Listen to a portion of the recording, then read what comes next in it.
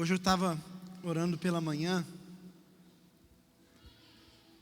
Eu estava lembrando quando Paulo escreve aos Coríntios, ele diz assim: eu queria falar com vocês como adultos, mas eu não posso, porque vocês são crianças. E se eu der churrasco para uma criança, vai dar ruim. Então ele falou: eu tenho que ficar dando leitinho para vocês, porque vocês não conseguem comer algo sólido. E às vezes a vida de um pastor é assim, ele tem desejo de oferecer coisas mais profundas, mas às vezes a gente não consegue. Porque tem muitos irmãos querendo descobrir como vai ser os últimos dias. Como que vai ser o arrebatamento, pastor? Mas tem muitos irmãos que estão precisando descobrir quais são os próximos passos, ou melhor, os primeiros passos. E eu não sei se você sabe, mas está muito perto de Jesus voltar. Está muito perto. Quando eu me converti, falavam isso para mim todos os dias, eu ficava pensando: será que ele vai vir? Como vai ser? E a minha tia falava para mim, a minha tia era daquelas crentes terroristas, e ela falou: quando você pecar, você já pede perdão, porque se Jesus voltar, você está enrolado. Então eu brigava com a minha mãe, alguma coisa desobedecia, na hora eu já falava: Jesus, me perdoa. E eu não sei você, mas tem muitos irmãos aqui que pensam assim: se eu acabei de mentir, Jesus voltou, eu não vou para o céu. Estou perdido, né? Então, não basta só Jesus voltar, ele tem que voltar na hora certa, que está tudo legal. E a gente sabe, irmãos, de muitas coisas. A gente sabe que os dias vão ser piores. A gente sabe que a Bíblia tem muitos. O apóstolo João, ele escreveu o fim das coisas. Tem muitas coisas que estavam escritas na internet, ou muitas coisas que estavam escritas na Bíblia, que hoje a gente vê se cumprir através da internet. Ou melhor, tudo o que está acontecendo está na Bíblia. Você muitas vezes não sabe porque você não conhece a Bíblia. E eu não sei você, como que você fica a respeito do fim dos tempos. Se você fica com medo, se você fica desejoso, se você fica assim: como vai ser? A gente canta uma música legal, e essa música não pode cantar ela. Essa música, a igreja, sabe? Ela não é muito boa da gente cantar, não. Porque a gente pensa assim: ninguém vai parar a igreja. Mas até o frio para a gente. Imagina a perseguição. Imagina, irmãos, se os últimos dias você não pudesse carregar a sua Bíblia. Você podendo, muitos não carregam. Então eu tenho entendido algo, e eu quero nessa manhã compartilhar algo com vocês. Porque existe um problema dentro da igreja. Porque os irmãos, eles frequentam uma congregação e se tornam aprisionados por um medo. Mas eles não reconhecem quem eles são e o que Deus está fazendo, ou o que Deus já fez por eles. A salvação não é uma luta constante para ser salvo. Você não está lutando para ser salvo, porque a salvação não provém de força humana. Ser salvo não é uma obra sua, não. Eu sei que muitos até escandalizam quando João Calvino diz: uma vez salvo, salvo para sempre, que é um dos pontos do calvinismo. E eu, como bom presbiteriano, eu creio nisso perfeitamente. Eu não creio que alguém que experimentou da salvação perca a salvação. Mas pastor, como assim? Então eu posso viver de forma desordeira? Não. Porque uma vez que, se você conheceu a salvação, uma das características é que você vai viver de acordo com aquilo que você recebeu. É a mesma coisa de encontrar Jesus e continuar sendo a mesma pessoa. Durante anos eu participei de uma igreja que as pessoas caíam no chão, que no final dos cultos chamavam as pessoas e oravam, e elas caíam para trás. E era tão engraçado que tinha uns irmãos que procuravam um lugar mais macio, davam uma olhada. Eu já vi muito isso, eu também já fiz isso. Fica atrás de mim, irmão, fica atrás de mim. E aí eles oravam, a gente caía, e a gente chorava. Eu já fiquei 5, 6 horas no chão, dormia, acordava, o povo foi arrebatado. Mas o problema nunca foi cair, o problema era como eu me levantava. Porque ninguém nunca viu a Deus e continuou sendo a mesma pessoa. Então não importa se eu caio ou se eu estou em pé, mas uma vez que alguém tem uma experiência com Deus, eu tenho uma convicção: se ela mentir, ela vai deixar de mentir. Se ela roubava, ela vai deixar de roubar. Se ela adulterava, ela vai... Por isso que eu sempre falo, vencer o pecado não é... Você não tem que lutar contra o pecado. Tem gente lutando contra o pecado, por isso que não vence o pecado. Você precisa parar de lutar contra o pecado e lutar para ser santo. Porque se você lutar para ser santo, você vai se tornar como Deus é. Ou melhor, pastor, como que eu faço para ser santo? Fica perto de quem é santo. Salmo 115 fala que nós não devemos adorar as imagens, porque quem adora as imagens se torna como elas. Agora eu te pergunto, se alguém adora um gesso e se torna como ele, imagina se você adorar aquele que vive, se você não vai se tornar como ele. O cristianismo, irmãos, não é um chamado para homens perfeitos. O cristianismo é um chamado para quem não merecia. Hoje nós temos a liberdade de ouvir o evangelho, porque o evangelho não veio para nós, para os gentios. O evangelho foi dado a nós por um ato de misericórdia de Deus. Não era para nós ouvirmos, não era para nós entendermos, não era para nós recebermos, mas Deus, na sua infinita misericórdia, Ele falou: não, eu vou estender a eles. Então eu sempre falo, o evangelho não é um chamado para gente perfeito, é um chamado para gente que quer se aperfeiçoar.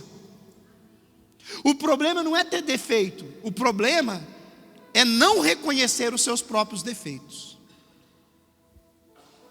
Gênesis capítulo 17, versículo 10, Deus fala para Abraão assim: anda comigo, versículo 2, anda comigo, Abraão, e sê tu perfeito. Deus não falou, você vai andar comigo porque você é perfeito. Ele falou, se você andar comigo, você vai se tornar como eu. E perfeito só existe um. Só existe um, chamado Jesus. Amém? Então eu te pergunto, como você está se preparando para os últimos dias? Como você está se preparando para o arrebatamento da igreja ou para a grande tribulação? Como? Você está com medo?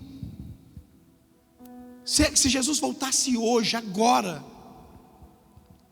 Eu cresci vendo meu pai chorar, porque meu pai não podia participar da mesa, porque ele era amigado, e a igreja dele não deixava.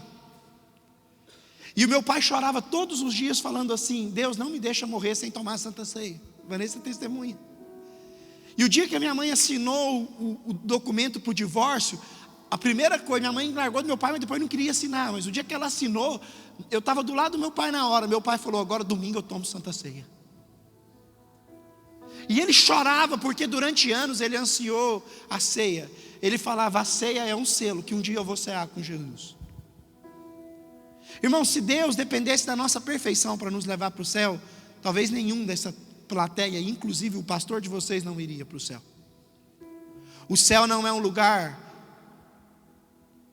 que nós conquistamos com os nossos serviços. O céu é um lugar que nós conquistamos pelo nosso reconhecimento, pela nossa adoração a Jesus, de quem Ele é. Quando a gente reconhece o que Jesus fez, a gente vai começar a descobrir quem nós somos. Uma vez eu estava pregando numa igreja, eu não vou perguntar isso, perguntei: quem aqui tem certeza da salvação? Ninguém levantou a mão. Porque muitas vezes nós estamos condicionando a salvação à nossa vida. A gente faz alguma coisinha, erra e perdi a minha salvação. A Bíblia diz que Ele escreveu o seu nome quando você o confessou no livro da vida. E eu nunca li que Ele tem uma borracha que Ele apaga. Ele escreveu o seu nome na palma das mãos dEle. Então Ele não apaga mais. Ele não vai ficar... O problema é se Ele não escreveu. O problema é se você não entregou a sua vida. Mas se você entregou a sua vida para Jesus, independente dos seus erros, independente dos seus acertos, Pastor, então eu posso fazer o que eu quiser? Não. Se você de fato entregou, se você reconheceu quem Ele é, você nunca mais vai conseguir viver do seu próprio jeito. Porque Ele deixa de ser só o seu Salvador. Porque todos querem Jesus, Pedro, como Salvador, porque é legal, eu não vou para o inferno. Mas o problema é que Ele nunca vem só como Salvador, Ele vem como Senhor e Salvador. Significa que agora Ele governa a sua vida, e pelo fato dEle governar a sua vida, você vai morar com Ele. Amém? Irmãos, eu estou me preparando para os próximos dias. E olha o que essa manhã o Espírito Santo falou comigo. Eu quero que você abra sua Bíblia em Malaquias. Mas nós não vamos falar de dízimo e oferta agora não, fica tranquilo. Porque quando fala Malaquias, você já pensou 3:10. Né, Júnior? Já pensou, falou, é agora. Malaquias capítulo 4, versículo 2. Irmãos, se prepara, hoje nós vamos comer uma comidinha mais firme, amém?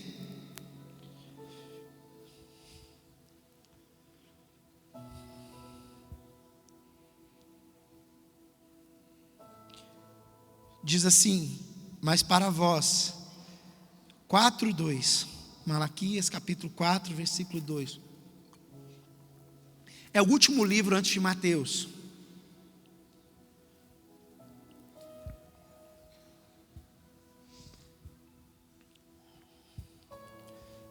Amém?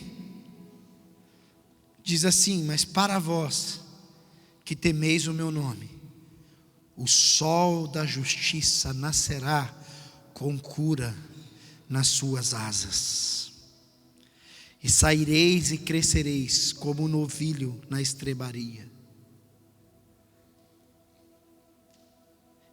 e pisareis o perverso, porque eles serão cinza debaixo das solas dos vossos pés no dia em que eu fizer isso, diz o Senhor dos exércitos. Lembrai-vos da lei de Moisés e do meu servo, que ordenei no Horebe para todo Israel, com estatuto e juízo. Eis que eu vos enviarei Elias, o profeta, antes do grande e terrível dia. E ele converterá o coração dos pais aos filhos, e o coração dos filhos aos seus pais, para que eu não venha e fira a terra. Mas principalmente versículo 2, vou repetir. Mas para vós, que temeis o meu nome, o sol da justiça nascerá como cura nas suas asas, e saireis e crescereis como um novilhos na estrebaria. Hoje eu li isso de manhã e eu fiquei pensando, o sol da justiça vai brilhar. Aquilo que Deus é, todas as vezes que Deus manifesta, Ele diz quem Ele é. E o reino de Deus é um reino de justiça e paz. No reino de Deus, os pobres, quando Jesus retornar, o que vai haver sobre a terra? Justiça. O que o príncipe desse mundo fez hoje? A injustiça dominou tudo. O mundo é justo, irmãos. Todo mundo recebe, eu não estou falando de socialismo, todo mundo receber a mesma medida, não. Mas existem milhares de pessoas no mundo que nunca tiveram uma oportunidade que nós tivemos. Sim ou não? É até surreal a gente imaginar, se a gente pensar, muitas vezes, alguns países africanos, que são escravos de um sistema que faltam comida a eles, coisas simples, eu estou falando de arroz e ovo. Em outras economias, nós temos tudo. E eu lembro uma vez que eu estava pregando o evangelho para um jovem, e ele falou, como que Deus pode estar no meio de uma injustiça dessa? Eu falei, Ele não está. Na verdade, o príncipe desse mundo, ele cegou o entendimento para que vocês não entendam, que quem está governando esse mundo são os desejos do homem. São homens manipulados por espíritos malignos que conduzem homens a cada dia a mais escassez, a mais sofrimento, a mais dor. Homens que provocam entretenimento.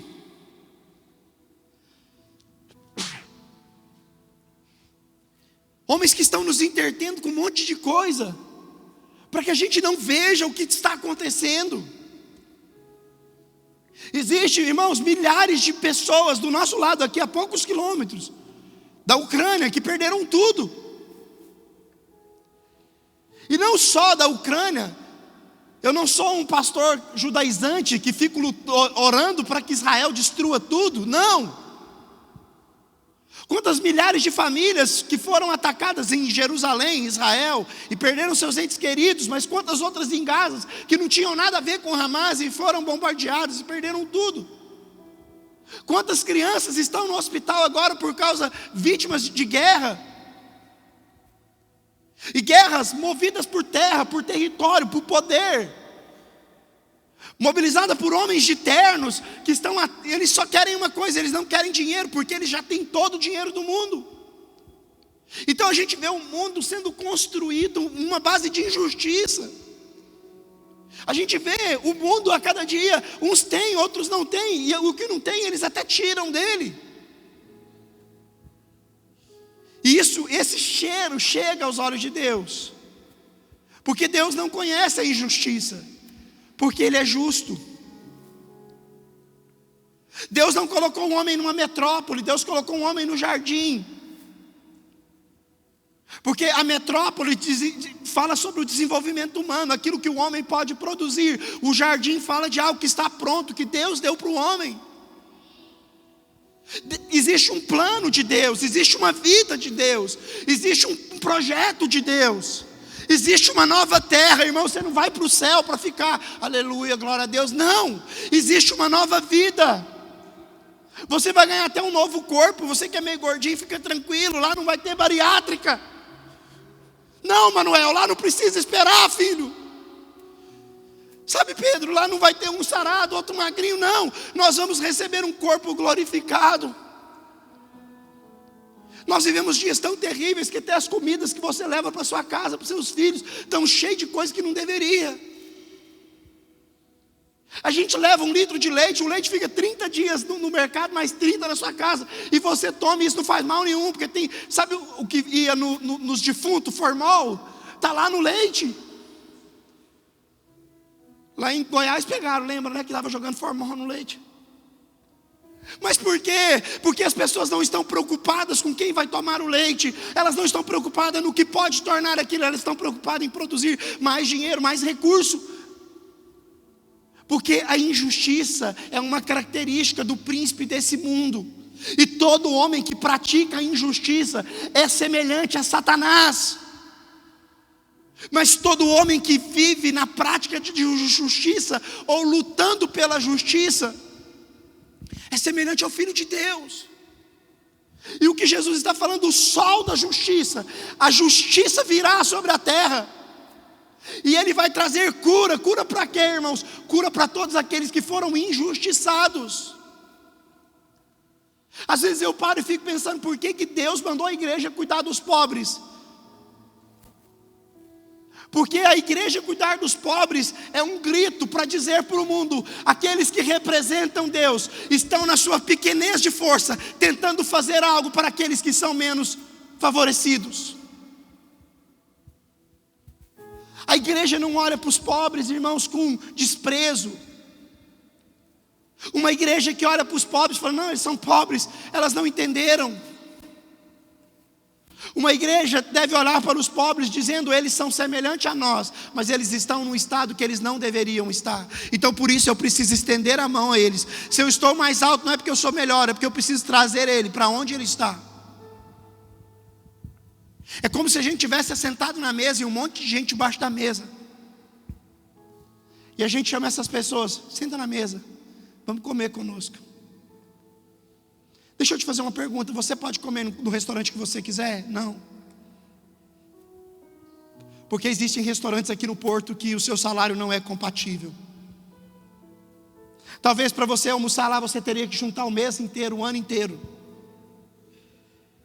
Então a injustiça, ela separa grupos. A injustiça, ela movimenta grupos movidas por um Deus chamado Mamon, que a forma de separar é o dinheiro. E quanto isso já entrou na vida da igreja, irmãos? Lá nos dias de Jesus, Tiago escreve, fala: o que chegar com um anel de ouro, não trata ele melhor. O que tem um carro melhor não pode ser melhor. Na verdade, o que tem um carro melhor deveria servir o que não tem carro. Eu vou dar um código pesado agora para os irmãos que não tem carro aqui. Na hora que você for embora, você anda ali de fora. Se você vê um carro assim, escrito um adesivo, propriedade exclusiva de Jesus, fica do lado dele, vai te dar carona. Por que você está vindo de metro? Tem alguém que tem um carro que é de Jesus. Você acha que Jesus não ia te dar carona? Aqui em Portugal a gente não faz isso, mas lá no Brasil a gente compra um carro e põe: Deus me deu. Se for um fusquinha velho, aí ele começa a quebrar, a gente tira o Deus me deu, põe: foi o capeta que mandou. A gente fala, tudo é de Deus. É porque, fala ou não fala, irmãos? Ou sou eu que falo? A minha casa é de Deus, minha casa é um altar de Deus. É mesmo? E se Deus precisar abrigar alguém lá, será que você está pronto ou não? E eu não vou nem falar das nossas casas, eu vou falar das nossas igrejas. E eu vou falar da minha igreja. Da congregação, não da minha, da congregação que eu pastorei. O quão nós entendemos isso? Que nós somos agentes de justiça. Nós somos os filhos da justiça, irmãos. Nós não merecíamos, Romanos diz que nós não merecíamos. Esse texto que nós lemos de Malaquias, ele está falando de Jesus. E ele fala de Elias como João Batista. É o último livro do Velho Testamento. É um livro que fala que a lei não foi suficiente. Por isso que Romanos fala, sem lei não há transgressão. Mas a lei, sabe o que significa a palavra lei? No hebraico significa espelho. A lei mostra quem você é, mas não mostra com clareza, porque não é um espelho como a gente tem, é um espelho de bronze, que reflete, mas não dá clareza. Era como um espelho naqueles dias, não tinha tecnologia que seu espelho tem hoje. O seu espelho dos dias atuais, você pode comprar um que te põe até mais magrinho. Na minha casa tem 2 espelhos, eu vou no espelho dos meninos, eu estou gordinho, eu vou no meu espelho, eu estou magrinho. Eu só vou no meu agora. O espelho naquele dia, naquela época, era algo de bronze, que não refletia. E eu acho tão lindo, irmãos, a Bíblia, porque quando Deus mandou construir o tabernáculo, Deus colocou do lado de fora um altar, aonde os homens matavam os animais. E depois do altar, o sacerdote sujava a mão de sangue. E depois do altar tinha uma bacia de bronze. E essa bacia de bronze tinha água. E sabe o que era aquilo? Um espelho. E quando o sacerdote chegava para lavar as mãos, ele olhava, a água estava limpa. Ele conseguia ter clareza de quem ele era. Ele conseguiria ver os defeitos dele. Mas quando ele colocava as mãos sujas de sangue lá e fazia assim, a única coisa que ele via lá era o sangue. Talvez o sacerdote conseguiria ver as imperfeições dele, mas depois que ele lavava as mãos com o sangue do cordeiro, ele já não conseguia ver nada. Irmão, sabe por que o diabo fica endemoniado? Porque o diabo é doido para te acusar diante de Deus. O diabo olha para você e fala: esse cara não merece nunca ir para o céu, porque Satanás foi expulso do céu por causa de uma desobediência. E você continua desobedecendo e Deus continua te amando. Como diz um amigo meu, o diabo pira quando ele vê a graça de Deus, porque ele fala, a história de lavar as mãos, quando o cordeiro sujava as mãos, o sacerdote sujava as mãos, e ele lavava na água, ele olhava, o sangue do cordeiro estava na água, ele não conseguia mais ver a imagem dele.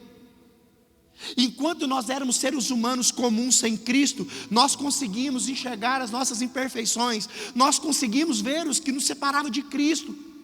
Mas quando o cordeiro foi morto, quando nós lavamos as nossas vestes pelo cordeiro, quando ele nos lavou, agora a gente consegue olhar para nós e eu não vejo mais os meus defeitos. Irmão, se você vai chegar no céu, Deus não vai ficar jogando a sua conta os seus pecados, não. Você fez isso, você fez aquilo, você fez isso. Ele vai falar: você está justificado, porque você creu em mim. Se você ler o livro de Romanos capítulo 5, é um grito disso. Mas a igreja precisa entender isso, que a salvação não é pelo seu esforço. A salvação é por Cristo, foi Ele que morreu. E como você sabe que você é salvo? Se de fato você crê nisso. Se você crê que, irmãos, que Ele te justificou. Você tinha uma conta, você não conseguia pagar. E Ele foi lá e essa conta, ninguém conseguiria pagar. E Ele foi lá e morreu, por isso que Ele morreu. Ele não morreu para ser um salvador, para ser um popstar, não. Ele morreu porque tinha um decreto. Porque o livro da lei falava que a vida estava no sangue. A Bíblia diz que maldito era aquele que era pregado no madeiro. Então Ele vem, Ele toma uma forma humana, Ele padece, Ele sofre, Ele morre. Irmãos, eu leio a história de Jesus, eu fico maravilhado, sabe por quê? Porque Jesus não conheceu o pecado. Quando Jesus vem para a terra, Ele funciona como nós deveríamos funcionar no jardim. No jardim, Adão não ficava com medo do leão. Ai, leão, sai para lá. Os animais olhavam para Adão, havia autoridade sobre ele. Mas quando o homem peca, agora o homem já não pode estar no lugar que Deus colocou ele. Então Deus tira o homem do lugar. E aí o homem agora ele começa a ver os seus defeitos. Todo homem longe de Deus vai começar a ver a sua incapacidade. Aí ele começa a falar: eu estou pelado, eu tenho que esconder, vamos fazer uma roupa. E aí ele vai fazer uma roupa de coisas passageiras, de planta, de árvore. Aí ele faz uma vestimenta e ele se esconde. E Deus fala: não, você não pode se vestir de coisa passageira. Aí Deus vem e fala: eu vou te vestir do cordeiro. Eu vou imolar o cordeiro, eu vou te vestir do cordeiro. Porque se você estiver vestido do cordeiro, sabe o que vai acontecer? Você vai poder se aproximar de mim. E aí a lei veio e mostrou para mim e para você a nossa incapacidade. 613 mandamentos. Moisés resumiu para 10. Só que teve um homem que antes da lei desfrutou da graça. Teve um homem que antes da lei ser escrita, ele viveu e ele conseguiu acessar a Deus, não pelas obras. Ele não acessou Deus pelo que ele fazia, ele acessou Deus por aquilo que ele entendeu, chamado Abraão. E o capítulo 4 de Romanos vai falar: Abraão, ele recebeu pela fé, não foi pelas obras. A gente está pensando que Deus, irmãos, está se agradando de nós, é pelo que nós estamos fazendo. Deus está se agradando de você pelo que você é filho de Deus. Não diz respeito ao que você faz. O que você faz, Ele está te ajudando a melhorar. Os filhos de Deus, irmão, sabe por que os filhos de Deus não são os filhos da justiça? Porque são um monte de gente pensando: eu não mereço. Irmãos, a dívida está paga, para de chorar pela dívida. Deus quer nos levar para um lugar, irmãos. Ontem estava aqui na mesa, eu falei umas 2 horas ontem. Você perdeu. Qualquer dia desse eu vou fazer um culto aqui e vou pregar umas 5 horas seguidas. Eu tenho vontade de pregar até eu aguentar, para ver os irmãos indo embora, passar mal. Vou fazer isso, na próxima consagração nós faz isso. Eu acho que eu consigo pregar uns 3 dias, irmãos, diante de Jesus. E eu sou empolgado, eu prego para mim mesmo. Eu me converti pregando no banheiro para mim. Você sabe como que eu recebi? A primeira profecia que mudou minha vida foi eu que profetizei para mim. Eu fui tomar banho na Inglaterra, jogador de futebol, e comecei a pregar no banheiro. E sabe o que aconteceu? Daqui a pouco eu pregava e recebia a profecia. Falei: eis que te digo, meu servo, você vai embora para o Brasil, vai casar com uma mulher bonita. E eu recebo em nome de Jesus. Saí do banheiro, comprei passagem, fui embora para o Brasil, casei com a Vanessa e me tornei pastor. Não foi ninguém que falou para mim: você vai ser. Irmão, ninguém nunca viu em mim um pastor. Nunca, ninguém chegou a esse que te diga que você vai ser um pastor. Ninguém me escolheu, ninguém me chamou. Mas eu profetizei para mim muitas vezes. E eu tinha um amigo que eu falava, eu profetizo coisa boa, não sei se você profetiza para mim. E deu certo para os dois. Mas abra sua Bíblia, por favor, em Êxodo, capítulo 13. Deu certo, Pedro. A gente fica, ai, será que Deus tem uma palavra para mim? Não, Deus não tem uma palavra para você não, Deus tem uma herança, você é filho de Deus.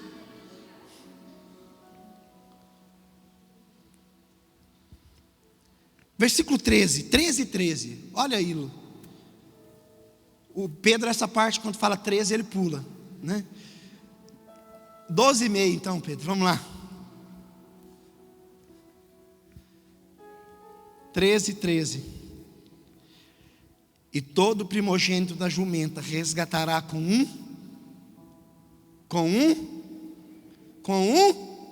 Fala, irmãos, com um. E se não resgatar, quebrará o pescoço.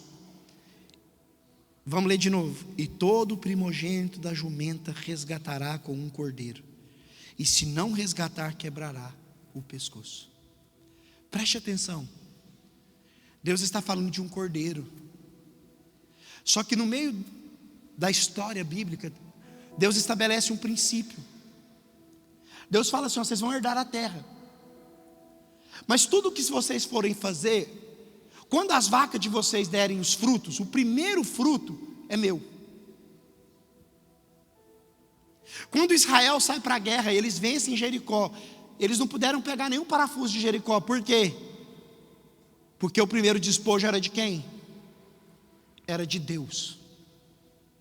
E os homens pegaram e começaram a morrer.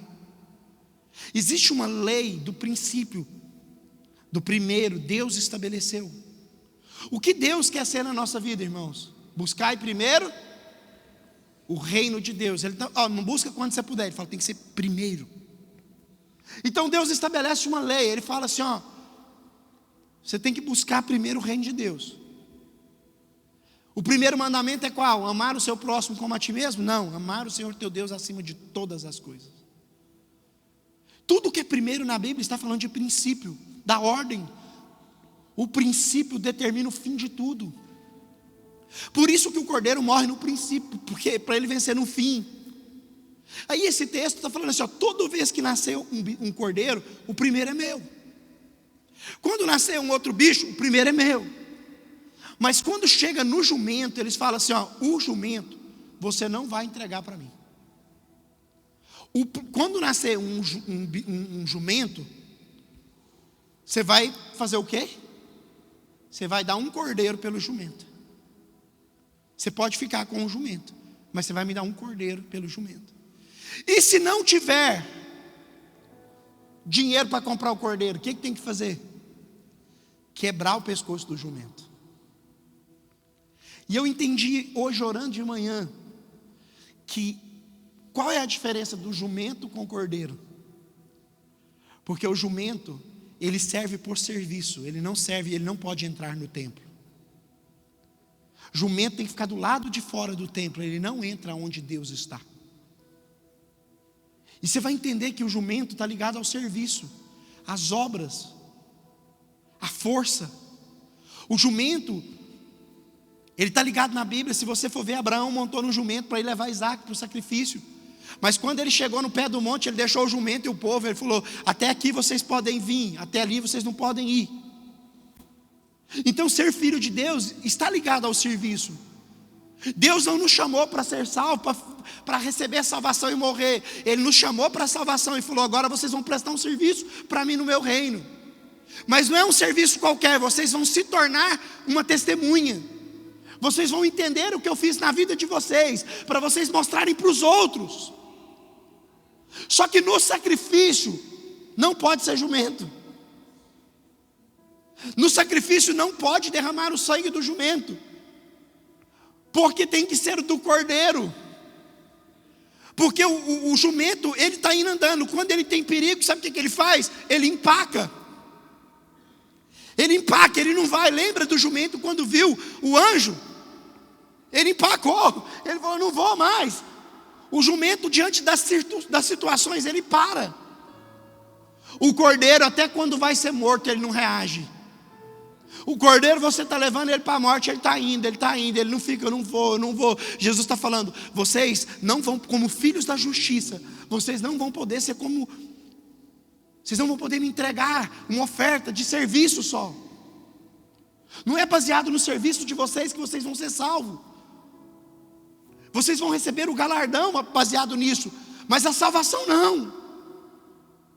A salvação, irmãos, eu descobri hoje de manhã que está mais ligada à adoração. Porque o que é adoração?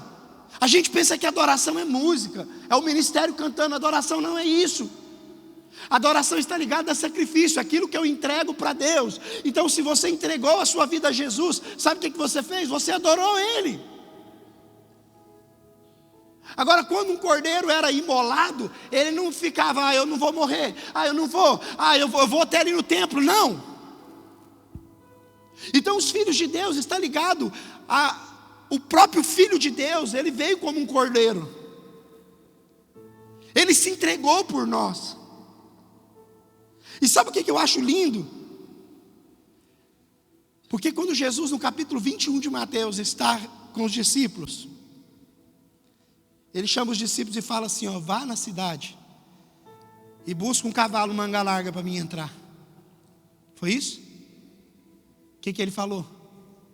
Busca um jumento. Mas não é um jumento qualquer, é um jumento que tem cria.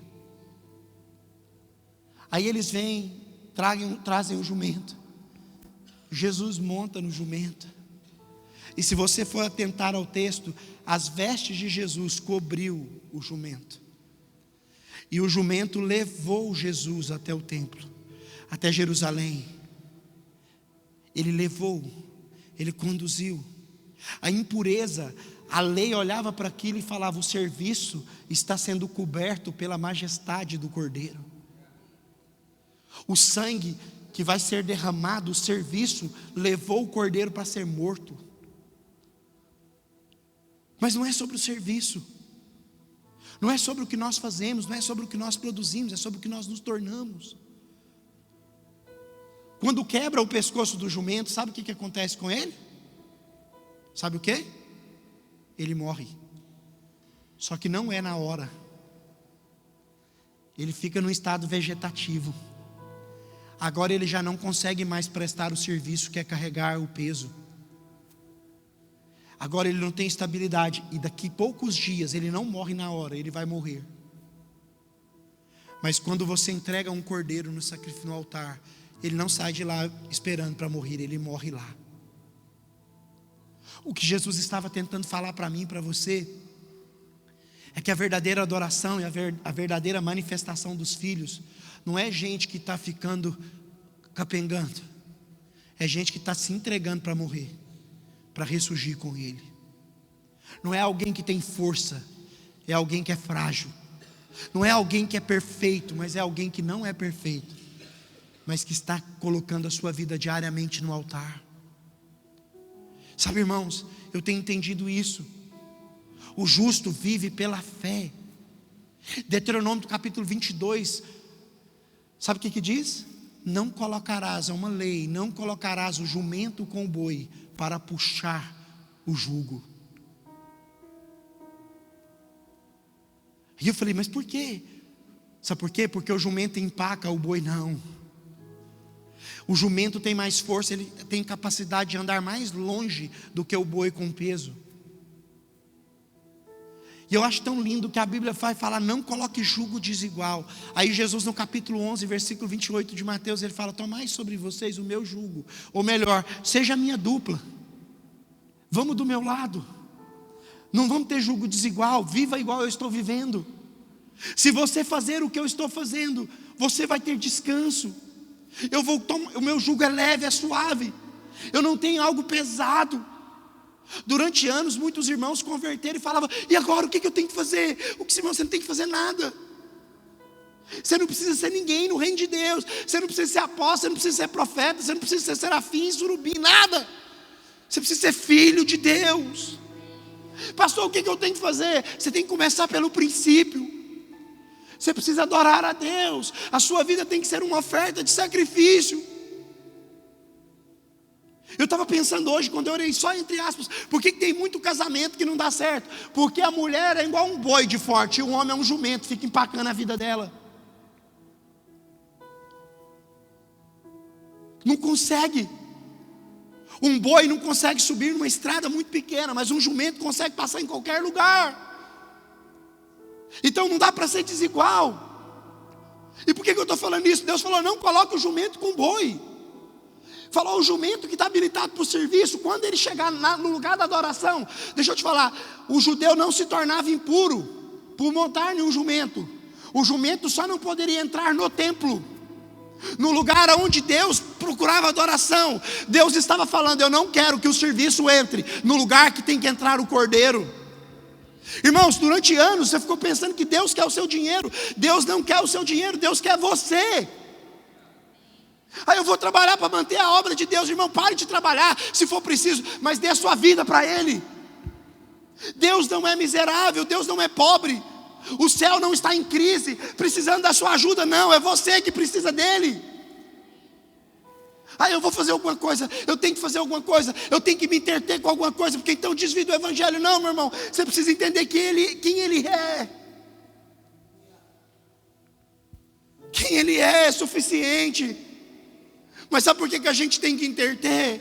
Porque a gente está querendo entrar no lugar onde Deus está com a força de um jumento, mas a gente precisa entrar com a mansidão de um cordeiro. O cordeiro, quando você vai matar um cordeiro, ele não fica se debatendo. Agora vai quebrar um pescoço de um jumento. Então eu quero te ensinar nessa manhã, não é sobre a sua força, não é sobre o seu serviço, não é sobre a sua generosidade. Pastor, eu ajudo os pobres para Deus me abençoar. Meu irmão, você vai continuar ajudando e Deus vai até te dar uma forcinha, mas não vai decolar. Porque você deveria ajudar os pobres, porque você é igual Jesus. Agora você está andando igual Jesus, e Jesus se preocupava com os pobres. Você não acha você melhor do que os outros, não é porque você é humilde, não. Quando eu estava no seminário, meu amigo Domingos falou para mim, Kézio, eu gosto tanto de você, você é tão humilde, cara, você parece comigo. Falei, ganhou o troféu da humildade?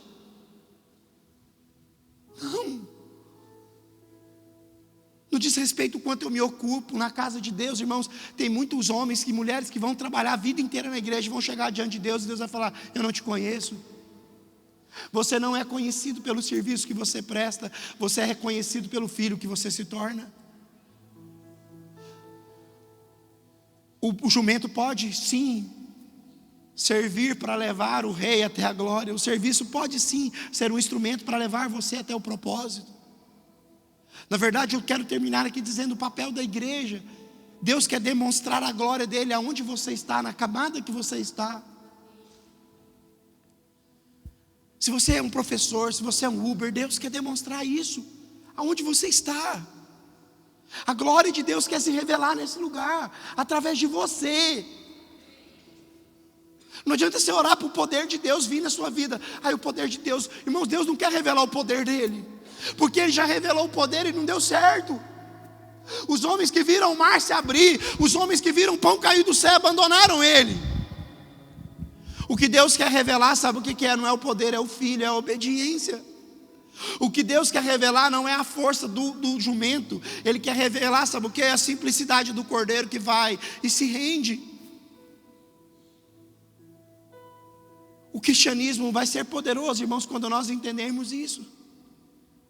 Não diz respeito a você, não diz respeito à sua força, não diz respeito à sua aptidão. Nós vivemos numa época que o homem é o centro de tudo, tudo vira em torno do homem. Você vem orar e Deus vai fazer, irmão. Tem dia que eu oro e Deus não faz nada, mas eu estou lá, porque eu não oro para Deus fazer, eu oro para mim estar com Ele. Eu não vou na rua dar comida para os pobres para mim ser bonzinho, eu vou na rua dar comida para os pobres para que o mundo veja que eu sou parecido com Ele. Eu venho na igreja viver no meio de um monte de irmão imperfeito, sabe por quê? Tem um monte de gente que quer ser desigrejado, quer viver em casa, são egoístas. Porque eu venho para a igreja, sabe para quê? Para mim descobrir que eu não sou tão santo como eu penso. para me servir aquele que eu acho que não merecia ser servido, para suprir aquele que não merecia talvez ser suprido. Essa é a igreja, irmãos. E sabe quem são os filhos de Deus? A justiça. Sabe sobre quem o sol da justiça vai se brilhar? Sobre aqueles que estão lutando para que o reino de Deus venha sobre a terra. E sabe o que é o reino de Deus? É justiça. O reino de Deus é justiça, irmãos. E não é uma justiça nas mãos, eu sou certo, eu sou o justiceiro, não. O problema da justiça de Deus, sabe o que é?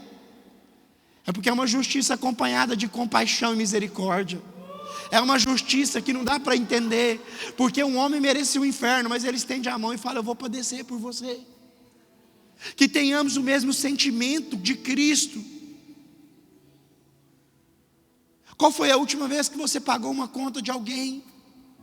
Qual foi a última vez que você teve misericórdia de alguém? Quando uma pessoa cai, nós somos os primeiros a falar. Um casamento acaba, nós somos os primeiros a falar: eu sabia, era aparência. Mas quantas vezes nós ligamos para essas pessoas e falamos: o que está acontecendo? Porque Deus vai ser misericordioso com os misericordiosos, Ele vai ser bondoso com os bondosos.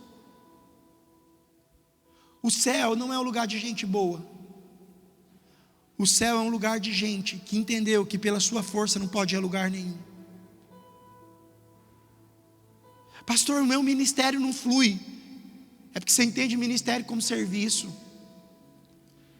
Eu entendo ministério como representatividade. Eu represento quem Cristo é na minha vida. Todos os dias eu acordo de manhã, não acordo falando: eu tenho que ir porque eu sou pastor. Eu falo: eu vou porque eu sou filho, porque eu preciso estar perto dele. Eu preciso adorar a Deus. Eu preciso todos os dias reconhecer quem Jesus é. Porque todos os dias que eu encontro com Ele, eu falo: Jesus, o Senhor é santo. O Senhor é santo. Ele vai olhando para os meus pecados e Ele vai me fazendo santo. Eu não chego para Deus e fico falando dos meus pecados, porque os meus pecados Ele já conhece. Mas eu falo para Ele: Deus, eu preciso do Senhor, eu só preciso ser como o Senhor. Por isso que eu não consigo entender, irmãos, um evangelho que o centro da sua vida é a sua família, que o centro da sua vida é a sua casa, que o centro da sua vida é o seu carro. Por isso que ninguém respeita a igreja, porque a igreja se tornaram prédios cheios e lindos, mas vazios. Porque os pecadores não são aceitos, as prostitutas não são aceitas. Afinal, você teme levar uma prostituta na sua casa. Você fala: não, a prostituta não pode entrar na minha casa, porque você não confia no marido que você tem, você não consegue ter clareza da santidade dele. Então você pensa: a prostituta vai roubar o meu marido. Sabe por quê? Porque na verdade você não está vendo a impureza da prostituta, você está vendo a impureza do seu marido. Por isso que a gente quer ser amigo de gente igual a gente.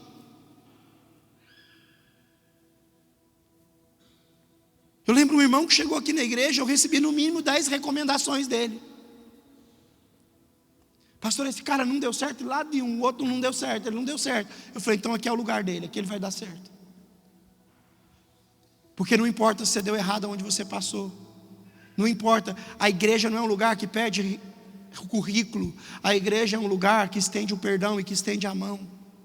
A igreja só não é o lugar para quem não se arrepende. Esses devem ser confrontados, mas para aquele que arrepende e deixa, ele encontra misericórdia. O dia que nós pararmos de sermos os filhos prediletos e nos tornarmos os filhos acessíveis, nós vamos tocar no mundo. E o mundo vai ver a beleza da igreja.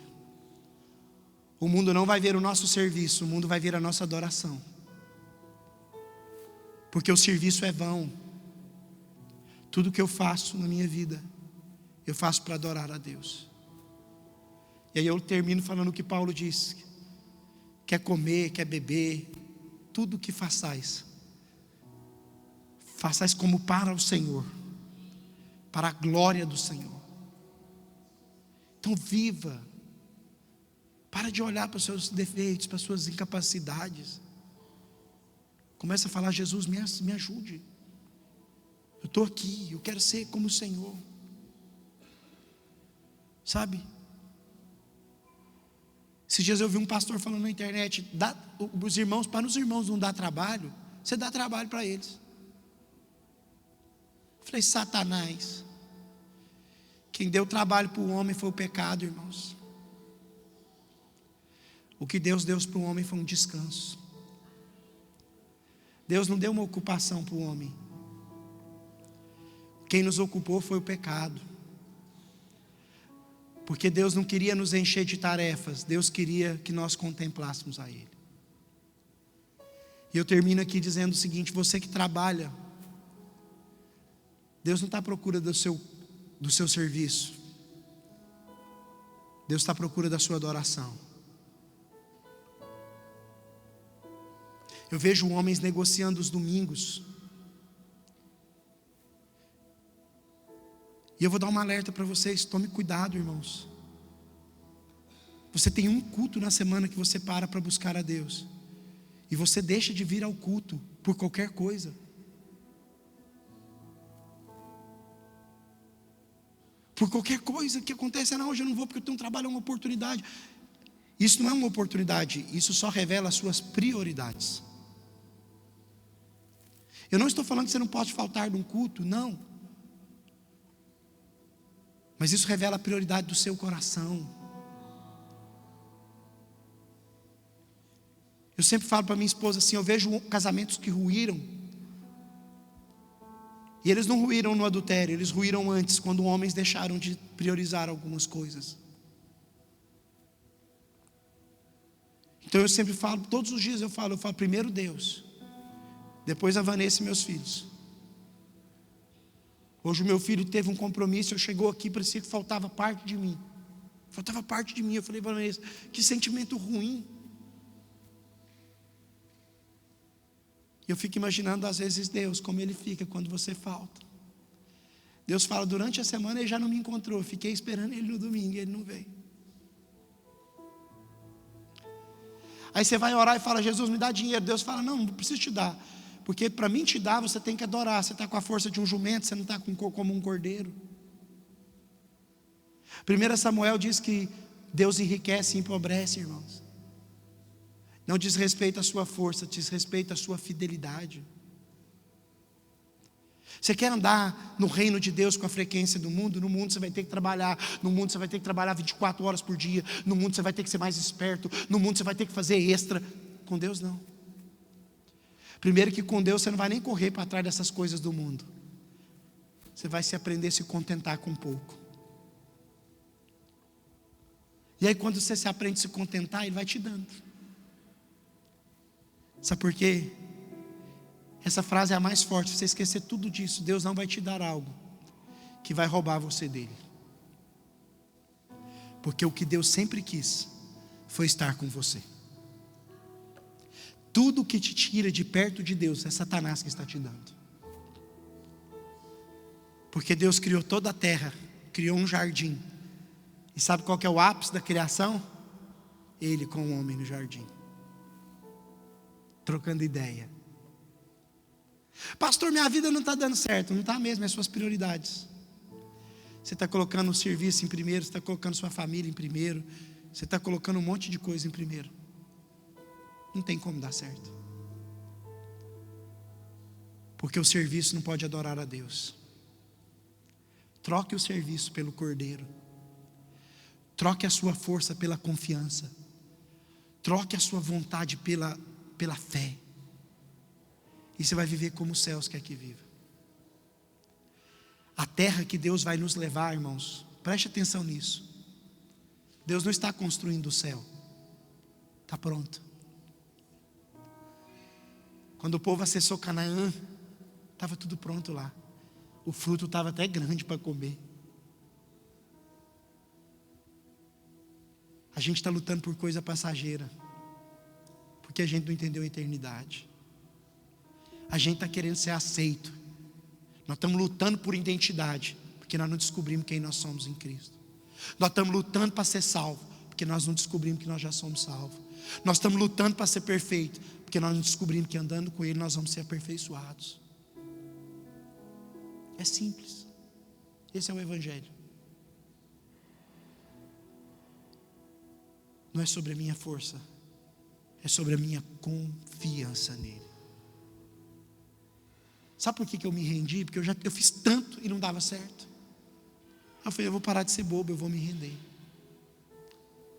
E quando eu me rendi, e que eu coloquei ele em primeiro lugar na minha vida, quando eu coloquei a minha família em primeiro lugar, Deus depois a minha família, tudo na minha vida deu certo. Eu nunca trabalhei um domingo da minha vida, porque eu sempre tive, domingo é o dia de eu estar com o Senhor, e o dia de eu estar com a minha família. Eu falei, eu preciso entender isso, eu preciso ter como uma prioridade isso. Você pode fazer muitas coisas aqui na igreja e não agradar a Deus.